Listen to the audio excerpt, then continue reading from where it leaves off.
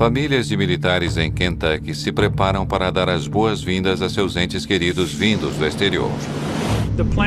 A ideia era oferecer a eles uma recepção e, em seguida, aqueles soldados iriam se reunir com suas famílias e amigos. Ao mesmo tempo, em um pequeno aeroporto canadense,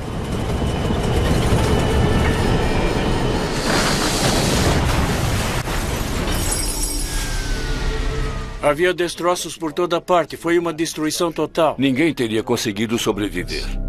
256 pessoas estão mortas. É um dos piores acidentes da aviação de todos os tempos. Sempre que um acidente desse tipo acontece, imediatamente levantam-se suspeitas. Será difícil encontrar respostas. A segurança não melhora se não se chega à causa correta de um acidente. Surgem dois cenários completamente diferentes para o acidente.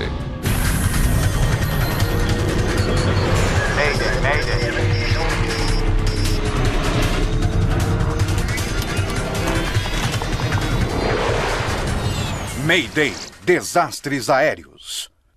Esta é uma história real, baseada em relatórios oficiais e relatos de testemunhas. A última missão. 12 de dezembro de 1985. O voo 1285 da AerAware se aproxima do fim de uma viagem de 10 mil quilômetros, vindo do Egito para os Estados Unidos. O DC-8 está a caminho de Fort Campbell, Kentucky, via Alemanha e Terra Nova. A bordo estão 8 tripulantes e 248 passageiros, a maioria soldados norte-americanos da famosa 101ª Divisão Aerotransportada, a Screaming Eagles. Aquela divisão lutara na Segunda Guerra Mundial, no dia D e na Batalha da Normandia, descendo atrás das linhas alemãs. Ela tinha marcado realmente seu lugar na história. Acho que todos que serviram naquela divisão têm uma lealdade especial e um sentimento especial pela divisão e por ter feito parte dela. Eles tinham passado 5 meses e meio no Sinai e tenho certeza de que estavam ansiosos para rever amigos e família e desfrutar os feriados. Para trazer os soldados para casa, os militares haviam contratado a AerAware em voo fretado. Não era incomum nos anos 70 e 80 o governo contratar companhias aéreas civis para transportar tropas para dentro e fora do país. Às 5 horas e 30 minutos da manhã, o DC-8 Douglas aterrissa no Aeroporto Internacional de Gander, na extremidade leste de Terra Nova, no Canadá. Eles precisavam reabastecer em Gander, antes que pudessem completar o voo até Fort Campbell, no Kentucky. Muito bem, pessoal. Gostaria de reabastecer, fazer as verificações e decolar em 90 minutos. Entendido. O comandante John Griffin é piloto da AerAware há 4 anos e é também instrutor de voo na companhia aérea. O copiloto John Connelly vai estar nos controles quando o 1285 deixar Gander. Mike Fowler, o engenheiro de voo, monitora os sistemas mecânicos da aeronave.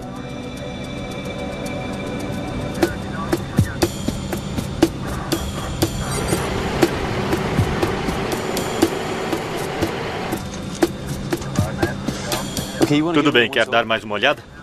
Enquanto os pilotos passam por uma série de listagens de verificação pré-voo, o engenheiro de voo sai para inspecionar o exterior do avião. Ele vai verificar se há qualquer dano na fuselagem ou dos motores e se há acúmulo de gelo na aeronave. Os soldados esperam dentro do aeroporto. Alguns compram lembranças na loja de presentes. Alguma coisa? Não. Certo. Entendido.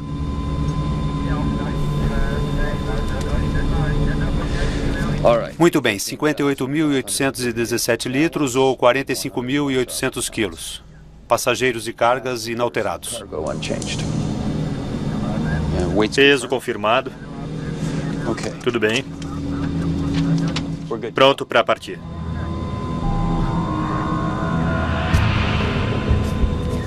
Isso nos coloca aqui. Rotação de 144 nós. Sim, parece bom. No indicador de velocidade há um marcador, ou bug, que lembra a tripulação da velocidade exata que eles devem atingir para decolar. Bug definido. Entendido.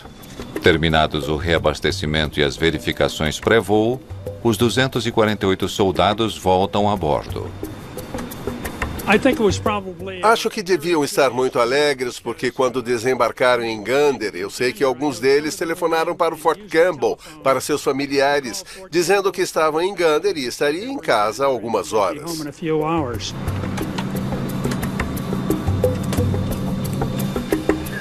Torre de Gander. Big A950. Já concluímos reabastecimento e verificações pré-voo. Solicitando autorização para a pista 31. Big 950, vento a 290, 4 nós. Decolagem agora na pista 22. Uma alteração de última hora coloca o AeroAir em uma pista diferente da prevista originalmente. 3.000 metros, decolagem para o sul. Tudo bem. Entendido, Gander, pista 22.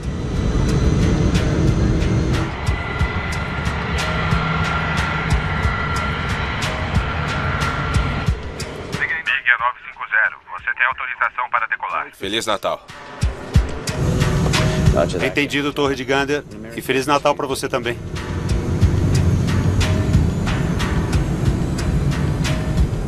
O DC-8 acelera para a velocidade de decolagem.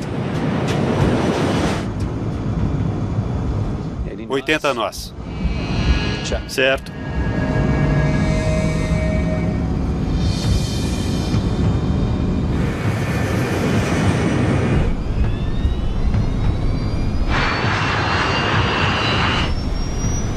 V1. Rotate.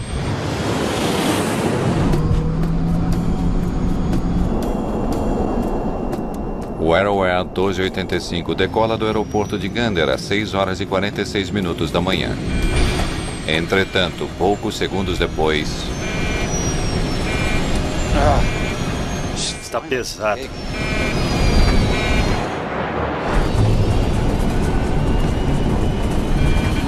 Velocidade positiva? Negativo.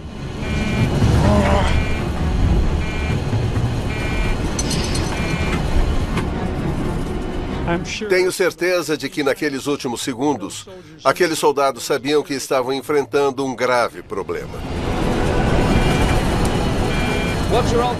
Verifica a altitude. Suba. Vamos lá. Velocidade, velocidade. Airspeed. Cuidado com as árvores.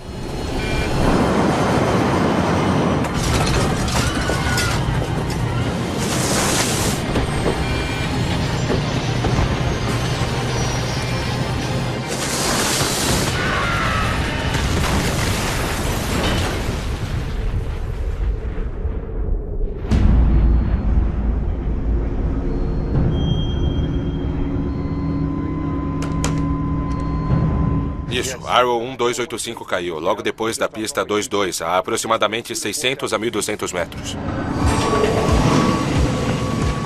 No pequeno aeroporto de Gander, Terra Nova, as equipes de emergência correm até o local do acidente. Repleto de destroços, corpos e pertences pessoais, milhares de litros de combustível de jato alimentam então um enorme incêndio. Não parecia uma aeronave. Era apenas uma massa ardente de metal e combustível e tudo mais de uns 10 metros de altura. Algum sobrevivente? O capitão da Força Aérea Canadense, Tom Badcock, é um dos primeiros a chegar ao local. Como oficial da Força Aérea, claro que estive em inúmeros acidentes, mas aquilo não era nada parecido com o que eu já tinha visto em toda a minha vida. E ver aquela devastação, ver aqueles que eram praticamente meus companheiros no chão, em pedaços, foi... Não há palavras capazes de descrever aquilo. Muitos deles haviam comprado camisetas com os dizeres "Eu sobrevivi a Gander, Terra Nova". Aquilo foi particularmente tocante. Após horas de busca frenética por meio dos destroços carbonizados, os piores receios de todos se confirmam. Todas as 256 pessoas a bordo estão mortas. A busca da causa do desastre já está em andamento, mas ela vai levar a controvérsias no Conselho de Segurança da Aviação Canadense.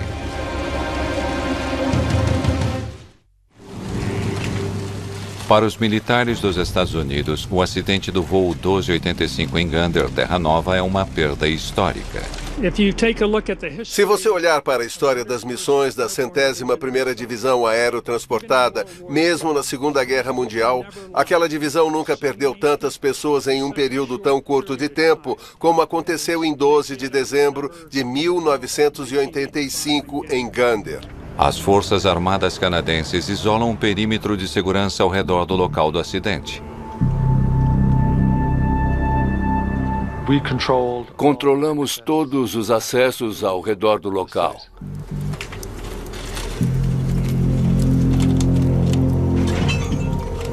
A RCMP me perguntou se eu poderia identificar um objeto que eles achavam ser estranho. Nunca vi nada assim antes. E ele perguntou, isso tem algum tipo de conotação química ou nuclear? E eu disse, não, eu não tenho a menor ideia do que seja. O achado levanta suspeitas sobre o que estava a bordo. É possível que a Arrow Air estivesse transportando coisas que não deveria estar carregando ou que não estivesse em qualquer tipo de manifesto de carga. David McNair é investigador do Conselho de Segurança da Aviação canadense. Havia pedaços da aeronave por toda parte e se tornou patente que iria ser difícil encontrar coisas que se precisava encontrar. Peter Bogue, colega de McNair, se junta a ele. Horas depois do acidente, eles chegam a um local de completa devastação. A visão e os cheiros são sempre desagradáveis, mas é algo que precisa ser feito. Faz parte do nosso trabalho. A terrível proporção do acidente rapidamente faz manchetes no mundo todo. Ele terá um impacto enorme sobre esta divisão. Este não é apenas um dia triste para a 101ª teletransportada, mas um dia triste para a nação. Most of the young men and women we mourn were returning to spend the holidays with their families. You do not grieve alone.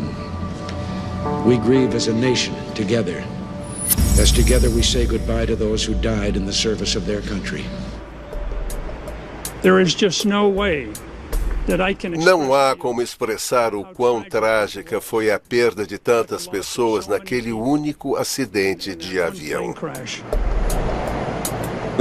Os americanos estavam realmente sofrendo em termos de perdas militares. Apenas 2 anos da queda do voo da Arrow Air, os Estados Unidos haviam perdido um grande número de soldados na explosão de um caminhão em um atentado suicida em Beirute.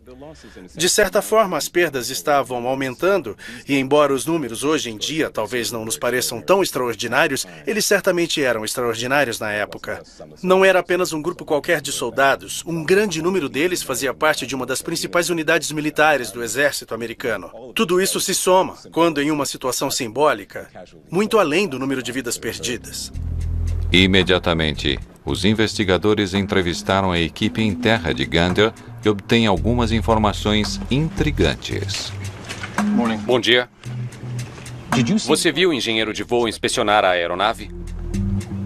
Eles não fizeram descongelamento das asas antes de decolar? Sim, percebemos que havia um pouco. Estamos prontos para partir. Obrigado. Estávamos preocupados com o gelo porque a testemunha do reabastecimento disse que haviam notado gelo na inspeção. Eles se voltam para os relatórios meteorológicos da madrugada de 12 de dezembro. O início da manhã estava muito gelado. Tinha havido uma forte chuva congelante. Eles voaram quando a previsão do tempo era de gelo. McNair e Bogue gostariam de saber se a tripulação do voo 1285 poderia ter cometido um erro grave ao não fazer o descongelamento.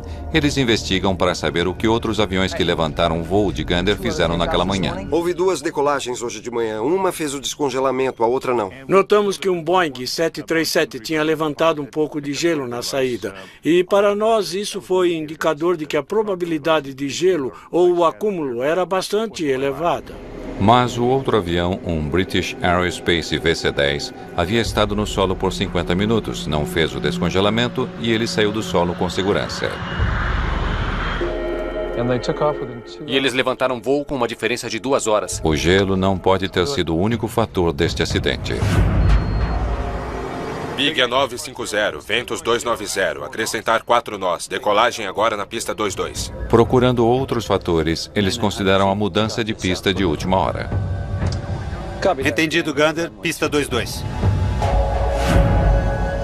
Não era a pista que eles estavam esperando. Entretanto, eles rapidamente concluem que a pista alternativa não poderia ter tido qualquer influência sobre esse acidente. A pista 22 é a pista mais longa em Gander. Na realidade, isso deu melhor margem de desempenho. Os investigadores analisam e documentam o local do acidente, tentando determinar a trajetória do avião enquanto ele caía. Esta era uma área muito arborizada e quando ele se aproximou mais do solo, começou a cortar as árvores.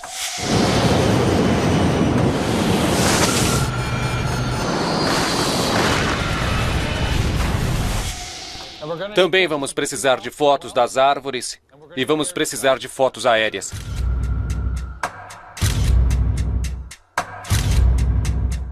Mas o que eles mais precisam são as informações das 2 caixas pretas do avião.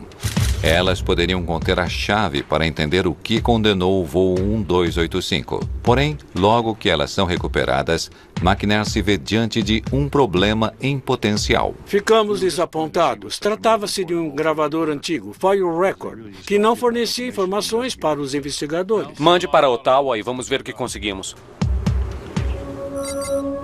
O antigo modelo de FDR gravador de dados do voo grava dados em um rolo de movimento lento de tiras de aço inoxidável.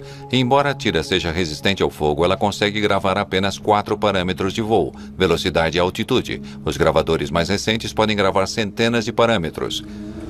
Tudo o que eles podem fazer é enviar as caixas pretas para o Flight Recorder Playback Center, no Conselho de Pesquisa Nacional, e esperar pelo melhor.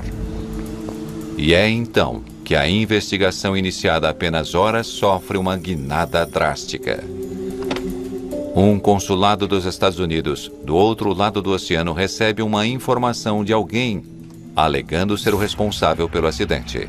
A pessoa diz que aquilo foi obra da Jihad Islâmica, um ramo do Hezbollah. Se você tivesse de pensar em algum grupo terrorista operando no Oriente Médio naquele momento, que tivesse interesse, bem como capacidade, para atingir os militares americanos, esse grupo só poderia ser o Hezbollah. O telefonema abre a possibilidade de que uma bomba terrorista tenha derrubado o voo 1285. As tensões eram realmente altas no mundo naquela época, e quando uma aeronave lotada com soldados americanos cai, sempre surgem perguntas. McNair envia partes dos destroços a um laboratório de análise forense da Real Polícia Montada Canadense para checar se há resíduos de bomba. A equipe irá procurar evidências de que o voo 1285 possa ter explodido antes de atingir o solo.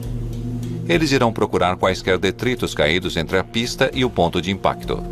Se a aeronave explodiu antes de bater nas árvores, seria de se esperar que alguma coisa pudesse ter saído da aeronave e que pudéssemos encontrá-la. Não encontramos nada. Por isso sabíamos que ao atingir as árvores no primeiro impacto, a aeronave estava intacta.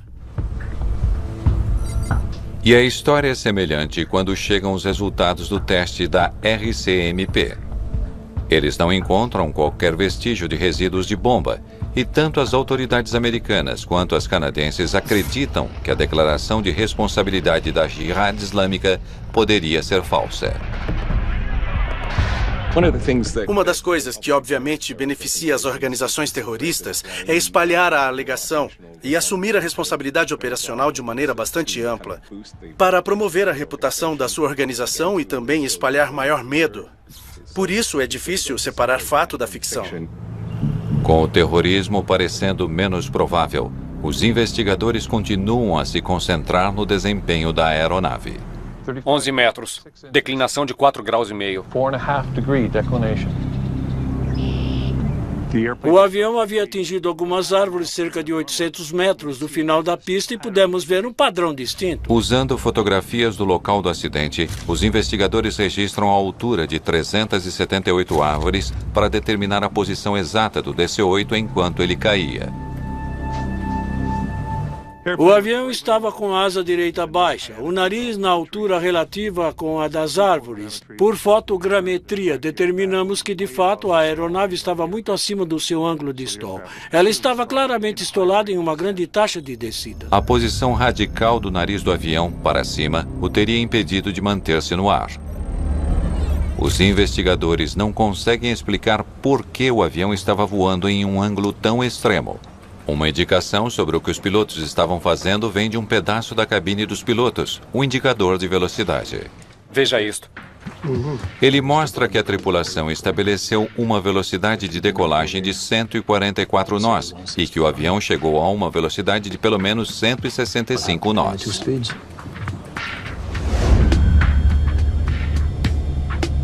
Bugs, definição à direita. Entendido. Os investigadores esperam que uma situação muito mais detalhada dos últimos momentos dos pilotos venha a surgir do gravador de voz da cabine. Mas uma decepção os espera.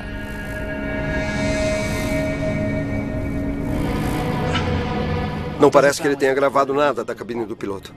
O gravador da cabine não estava funcionando adequadamente. Ele não gravou conversa alguma da tripulação.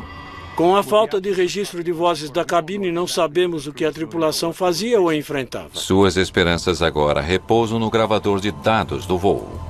Mesmo este gravador rudimentar poderia ter captado alguma indicação que mostrasse a velocidade em que estavam, luzes de aviso se houvessem e se estivessem vendo qual a reação. Essas coisas são extremamente valiosas. No entanto, isso foi pouca coisa mais útil do que o registro de vozes da cabine do piloto.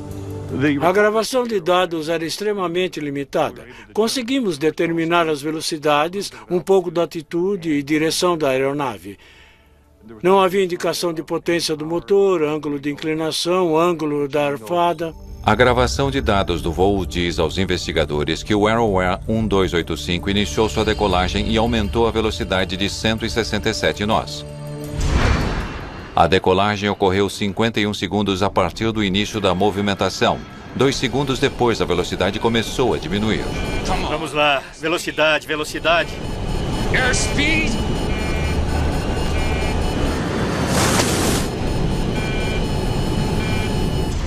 A velocidade caiu muito rapidamente, então ficamos sabendo que a aeronave estava abaixo da velocidade de voo normal. Foi o que conseguimos do gravador. Aquilo não nos diz praticamente nada. Entretanto, um exame mais atento dos dados do voo revela um indício potencialmente valioso. A distância necessária para atingir a velocidade da decolagem era maior do que os pilotos haviam planejado. Verificamos as distâncias de aceleração e demorou um pouco mais do que nós esperávamos. 1.300 metros, 100 nós.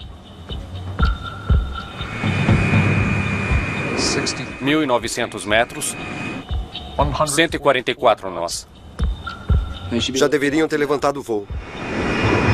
Os investigadores descobrem que a decolagem ocorreu uns 4 segundos mais tarde, ou a mais de 300 metros além do que deveria ter sido.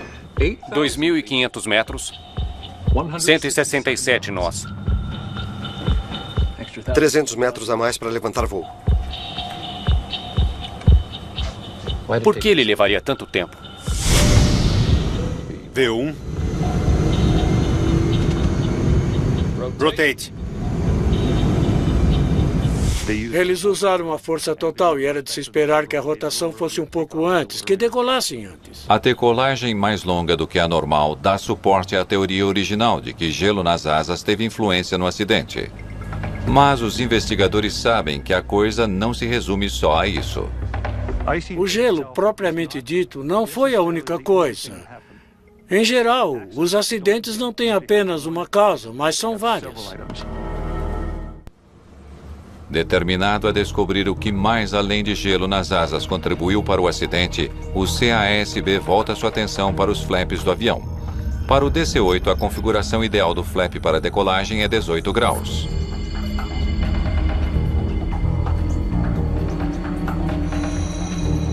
Os flaps pareciam estar estendidos. Com um trabalho pormenorizado, poderíamos dizer com certeza onde estavam os flaps e que acreditamos estavam em posição normal de decolagem. Eles se perguntam se o gelo, combinado com o mau funcionamento dos motores, fez com que o avião estolasse. Os motores são enviados para o CASB em Ottawa para uma inspeção completa. Cada um dos motores foi recuperado no local e foi possível constatar imediatamente que havia danos rotacionais em todos eles. Fragmentos de madeira foram encontrados dentro de todas as 4 turbinas. A quantidade de fragmentos de árvores significa que o motor estava funcionando quando atingiu as árvores.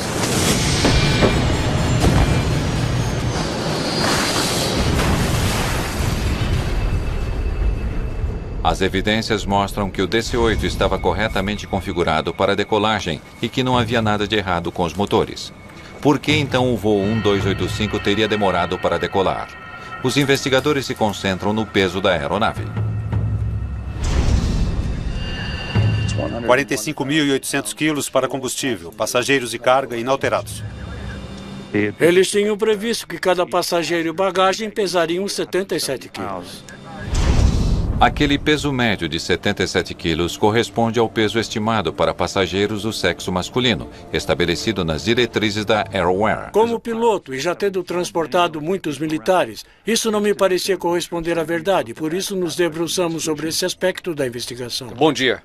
Tem um pedido de verificação de alguns arquivos pessoais. Seguindo sua intuição, McNair logo faz uma descoberta crucial. Voos comerciais regulares têm uma mistura de pessoas, homens, mulheres, crianças, por isso essa média não funciona muito. Mas esse não era um voo comercial comum. Todos os 256 passageiros eram adultos, quase todos eram homens grandes. Verificamos os registros médicos dos passageiros para sabermos o peso real de cada um em sua última avaliação. Em meu caso, normalmente peso 80 quilos, mas quando estou com todo o meu equipamento e o levo a bordo de uma nave, estou levando 90 quilos ou mais. Estimamos que o peso mais realista seria uns 100 quilos. Isso incluía o passageiro, tudo o que ele estava carregando e o equipamento que ele tinha. Com as novas estimativas, ele calcula o peso de todos os passageiros em mais de 24.500 quilos. 5.500 quilos a mais do que o peso registrado na folha de carga. Não chega nem perto. Mas esse avião havia voado com aquele peso a noite toda, decolando do Cairo, depois de Colônia, sem quaisquer problemas. O gelo acumulado em Gander pode ter feito a diferença. Você pode decolar com mais peso do que o normal. Se não houver outros fatores em jogo, isso pode não fazer diferença. Mas se tem alguma coisa a mais como o gelo, vai ter um problema. Os investigadores agora suspeitam fortemente que foi uma combinação de gelo e peso extra que impediu o DC-8 de levantar voo. Tudo bem. Tem de ser isso. Gelo e peso. Tínhamos uma boa base científica para dizer que a aeronave deveria ter voado, mas não o fez. E para explicar por que não, tínhamos duas razões. Uma era o peso, outra ainda mais forte, que era uma pequena quantidade de gelo acumulada. Mas eles podem apenas teorizar a respeito. Ninguém em Gander viu gelo nas asas. É impossível saber quanto havia ali. Esse é um problema. E agora McNair e Bogue precisam enfrentar outro. Alguns dos seus próprios colegas da CASB estão levantando dúvidas a respeito das conclusões. Uma das pessoas que tem dúvidas é o membro da diretoria e especialista em aviação, Les Filotas. Assim que eu comecei a examinar o esboço do relatório, eu verifiquei a parte dele relacionada à minha especialidade técnica, a parte do gravador de dados do voo. Assim que li aquilo, eu disse, há alguma coisa errada aqui. Filotas imediatamente se pergunta como a aeronave poderia perder um impulso e cair tão rapidamente após a decolagem. Eu fiz alguns cálculos e eles me mostravam que para se ter aquele tipo de desaceleração, seria preciso perder não 1, 2 ou 3 motores, mas os 4. E de imediato aquilo foi surpreendente. Verifique a altitude, suba! Vamos lá. Velocidade, velocidade. Airspeed!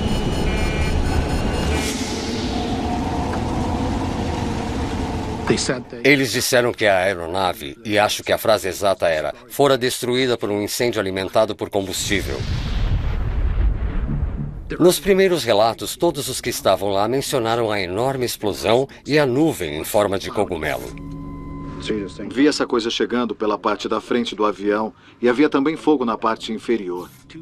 2 caminhoneiros na rodovia estavam quase na trajetória do voo quando a aeronave da Arrow Air passou, e ambos disseram que viram fogo do lado direito. Oficiais do Exército dos Estados Unidos negam que houvesse qualquer carga não declarada ou confidencial a bordo do Arrow Air 1285, mas pilotas têm motivos para duvidar dessa afirmação. Quando o equipamento das tropas foi levado a bordo, havia algumas caixas grandes. O que poderia estar dentro delas não nos foi informado. Não havia nenhum manifesto de carga. E essa era outra questão controversa que nunca foi esclarecida. Está claro que não foi dada muita atenção aos procedimentos de segurança. E você sabe, os tempos eram outros. Mas eu ainda acho que foi falta de segurança no Cairo, no aeroporto, quando os soldados subiram a bordo do voo da Arrow Air. Qualquer um acharia aquilo revoltante, mesmo naquela época. É o tipo de coisa que nunca aconteceria hoje. Filotas junta-se àqueles que especulam que o voo 1285 da Arrow Air foi vítima de um atentado terrorista. Teria sido o Hezbollah? Teria havido alguma conexão europeia? E a grande questão que sempre passava pela cabeça das autoridades governamentais e de segurança era: será que isso teria alguma coisa a ver com a Guerra Fria? Os soviéticos estariam envolvidos? O testemunho que o senhor está prestes a dar será verdade, toda a verdade e nada mais que a verdade, com a ajuda de Deus? Sim. Agora algumas pessoas se perguntam se o Arrow Air 1285 não estaria no centro do maior escândalo global da época, o plano secreto norte-americano de fornecer armas ao Irã, ilicitamente em troca de reféns americanos. A Arrow Air era de fato uma das companhias aéreas que participaram de uma operação secreta que estava sendo montada na época em que Reagan ocupava a Casa Branca por um indivíduo famoso chamado Ollie North, coronel. E a operação Irã-Contras era muito confusa e uma operação secreta muito peculiar. Não foi uma minúscula e fina camada de gelo nas asas. Filotas aponta para evidências fotográficas para provar o seu caso. Meu colega fez uma viagem a Gander e foi ao laboratório fotográfico da RCMP, onde eles tinham literalmente milhares de fotos tiradas no local do acidente. Muitas fotos pareciam indicar algum tipo de explosão a bordo. É como se você tivesse pegado uma folha de alumínio e enfiado seu dedo ali. Ela iria enrolar de dentro para fora e ficaria óbvio de que lado você tinha colocado o dedo. Filotas fica ainda mais intrigado quando descobre que um investigador independente contratado pela Arrow Air explorara a possibilidade de uma explosão a bordo.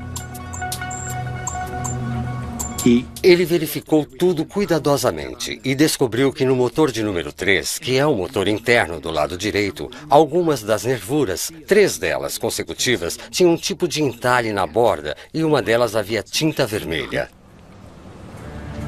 Aquele investigador conclui que poderia ter havido uma explosão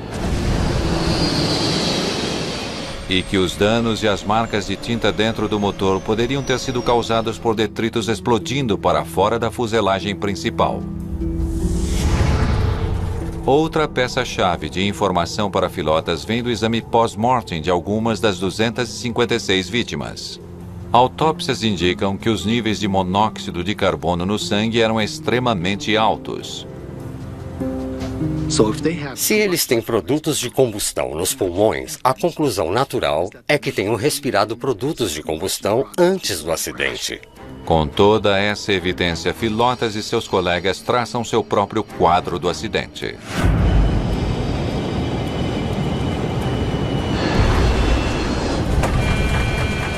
O que foi isso? Fumaça! Fumaça na cabine!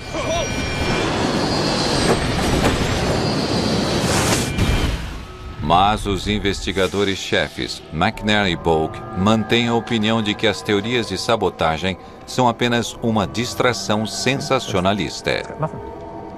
Não tivemos nenhuma indicação de participação terrorista, mas muitas indicações de que houve um problema de desempenho da aeronave e problemas de gelo.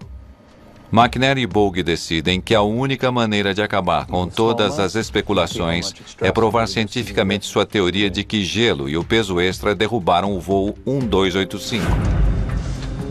Tudo bem, quer dar mais uma olhada? Antes de meados da década de 1980, pouco se sabia sobre o impacto aerodinâmico da acumulação de gelo muito fino. O engenheiro de voo que inspecionou a aeronave estava provavelmente procurando apenas grandes acúmulos de gelo, que deixariam o avião significativamente mais pesado e não finas camadas na parte superior das asas. Como parte da investigação, fizemos pesquisas sobre os efeitos do gelo no avião. Ensaios aerodinâmicos realizados em um túnel de vento revelam que mesmo uma quantidade pequena de acúmulo de gelo pode reduzir significativamente a sustentação da asa. Uma pequena quantidade, digamos do tamanho de uma lixa. Se esse é o tipo de superfície que se tem, pode degradar uma aeronave de grande porte. Para mim foi uma surpresa. A equipe realiza outros testes em um simulador de voo. Tivemos basicamente que reprogramar o simulador para degradar o desempenho para simular o gelo. V1. Rotate. Todas as tentativas de pilotar o simulador com os mesmos e exatos parâmetros do voo 1285 terminam da mesma forma, com stall e um acidente. Tudo bem. Vamos fazer de novo com menos 4.500 quilos. Nas tentativas no simulador, percebemos que com o gelo a bordo, que degradava as características de elevação da aeronave, era difícil voar com um perfil normal e era possível perder facilmente o controle. Está pesado. Velocidade positiva? Negativo. Potência total. Os pilotos teriam sido capazes de ver que o avião não estava subindo rápido o suficiente. Verifique a altitude. Suba. Vamos lá. Velocidade, velocidade. Cuidado com as árvores. O copiloto Connolly empurrou o nariz de volta, tentando colocar o avião no ar. O que ele não sabia é que ele estava selando o seu destino. O DC-8 já estava à beira de um stall. Empurrar o nariz só fez as coisas piorarem. O peso da aeronave havia sido subestimado. Sua sustentação estava comprometida pelo gelo nas asas. Uma combinação fatal.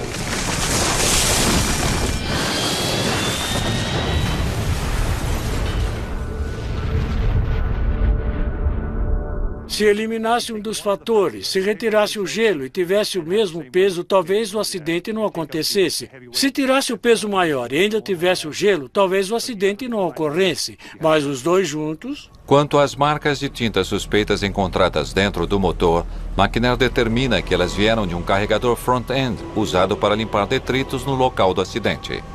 Da mesma forma, a forte intensidade do fogo poderia ter causado um nível incomumente elevado de monóxido de carbono no sangue das vítimas. Até mesmo os relatos dos caminhoneiros sobre as chamas antes do impacto podem ser explicados. No caso de um avião em alto ângulo de ataque, em stall, com frequência você terá chamas vindas do motor devido ao stall do compressor. Quanto à capacidade de terroristas de realizarem um ataque tão complexo e dessa forma, há muitas dúvidas. Será que eles poderiam tê-lo feito em termos de intenção? Sim, em termos de realmente levar adiante essa operação naquelas circunstâncias? Parece pouca probabilidade, mínima, beirando o impossível. Houve muita controvérsia com a qual tivemos de lidar para nos manter dentro da nossa linha de trabalho.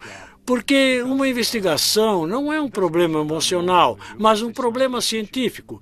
Por isso, basicamente, tínhamos que ficar com a ciência. Não vimos qualquer evidência de qualquer tipo de explosão. Vimos a evidência de uma explosão causada por impacto e a aeronave se esfacelando. McNair acredita que sua conclusão envia um aviso urgente para toda a indústria aérea. Muitas pessoas não acreditam que uma minúscula quantidade de gelo em uma asa grande trará consequências, mas acontece.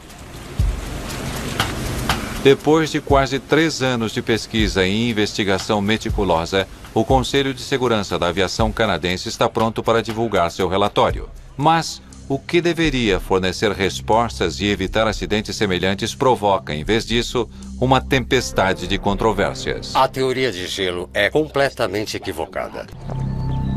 Os investigadores da CASB acreditam ter um relatório convincente que explica a complexa causa do acidente do voo 1285. Eu esperava, assim como todos os investigadores, que quando o relatório final fosse divulgado, haveria mensagem de segurança e ela seria aceita. Mas 4 dos 9 membros do Conselho de Administração discordaram da conclusão do relatório. Esta investigação parece estar encobrindo alguma coisa. É impossível que o gelo tenha sido um fator. Os investigadores de acidentes aéreos estão sempre sob pressão para que apresentem uma resposta mais cedo do que gostariam. E às vezes, dependendo da intensidade dessa pressão, pode-se ter investigações de acidentes menos do que satisfatórias. Os dissidentes tomam uma atitude sem precedentes de liberar seu próprio relatório da minoria, mencionando uma explosão a bordo como a causa. Passamos por momentos difíceis para divulgar nosso relatório de acidente. Foi-nos dado um prazo muito restrito e chegou a haver uma tentativa de proibi-lo. Fui questionado de forma direta. O que você quer fazer? Tentar salvar seu emprego ou saber a verdade sobre este acidente? Minha resposta foi: eu quero salvar meu emprego, chegando à verdade. Foi bastante incomum ter um relatório dissidente por escrito com fotografias. Não vejo qualquer mérito nele. Para começar, eu não entendo por que ele foi divulgado. Por que isso? Qual a base científica para isso? Ela não existe. Muito bem. Veja, transferência de tinta nada significa. As amostras de sangue da tripulação nada significam. O Petlin não tem sentido, portanto não se tem provas de terrorismo. Isso nada prova. Neste caso em especial, é claro que havia um extraordinário resultado, onde se tinha um relatório da maioria e outro minoritário, profundamente divergentes, levantando quadros muito distintos a respeito do que poderia ter levado ao acidente. Acho que é muito difícil para as famílias e amigos não terem uma decisão final sobre alguma coisa. Realmente não havia nenhuma resposta definitiva para o que causou o acidente. E se fosse um membro da família, eu também teria perguntas. Mas em 10 de março de 1989, enquanto a controvérsia continua, tem-se a trágica evidência de que a mensagem de McNair e Bogue não fora ouvida. Em Dryden, Ontário, em condições invernais, a tripulação de um Fokker F-28 decide não fazer o descongelamento. Segundos após a decolagem, o avião não consegue sustentação suficiente para levantar voo. O acidente foi praticamente idêntico ao do Arrow Air 1285. O avião atingiu a copa das árvores intacto e depois explodiu, pois atingiu o solo com muito combustível. O acidente mata 24 das 69 pessoas a bordo. A partir de Dryden, ficou claro que aquela crosta de gelo ou neve pode ter sido um fator nesse caso. Se o alerta dos investigadores tivesse sido ouvido, a tragédia de Dryden poderia não ter ocorrido. Foi um fato infeliz ter havido tanta controvérsia em torno dessa investigação, porque basicamente isso eliminou a mensagem de segurança. Aeronaves como o DC-8 são muito vulneráveis ao gelo. E essa mensagem foi perdida pela controvérsia e teoria de bomba. Mas aqueles que se mantiveram firmes à teoria de bomba mantêm suas posições. As medidas de segurança não avançam quando se chega à causa errada de um acidente. A verdadeira mensagem de segurança é que é preciso chegar à verdade.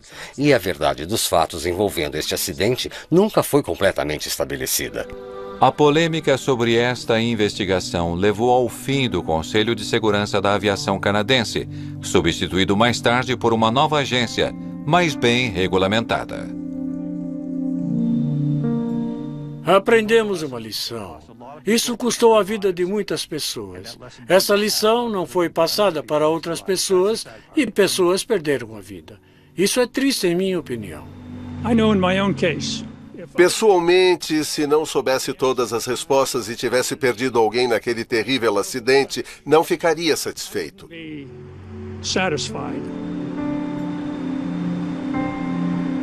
É difícil quando você não sabe e você perdeu alguém próximo e muito querido. Acho que todos nós queremos saber.